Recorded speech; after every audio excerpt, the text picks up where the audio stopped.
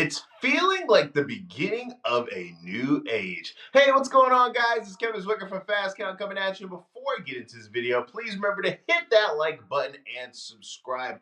After the departure of Mariah May from AEW to WWE, it really felt as if AEW ended up losing one of the successors of the women's division that were going to potentially be the third head of this trifecta of Toni Storm and Mercedes Moné. And once she was gone, it felt as if AEW was kind of searching for who was going to be the one to take up that mantle. And from what went down tonight, it looks as if AEW has finally been able to find that replacement. Tonight, in the main event of AEW Dynamite, which was a good show overall, we saw Thekla take the AEW Women's Championship from Chris Statlander in a strap match. Thekla, who has been somebody who, ever since she has signed her name on the dotted line and joined up with AEW, it felt as if she was really somebody who's been able to differentiate herself from the rest of the roster. Not just her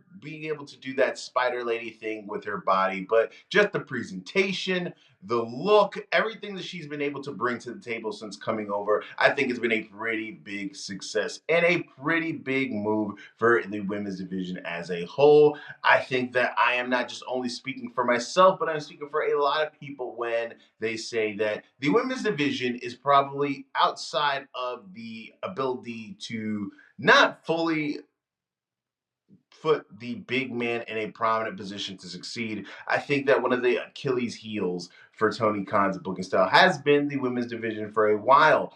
And for Thekla to be given the title and for her to be given an opportunity to see what she can do with the ball and see how far that she can run with it, I think that this is something that is much needed, not just for the women's division, but for the AEW product as a whole. I think with both companies, WWE and AEW, we have seen the same faces in the main event scene. We have seen a lot of things being repeated, a lot of things that we've seen on multiple different occasions, and being able to test these new faces and see what they are able to do when they are put in prominent positions, I think it's key to not only the present of the business to spark the product up on an interest level, but for the future. You never know what somebody is capable to do unless you are able to put them in that position to see, right? And not only was this a really good match, I think that this is now going to lead to some few interesting directions with Thekla as the belt. Not only the eventual match with Mercedes Moné,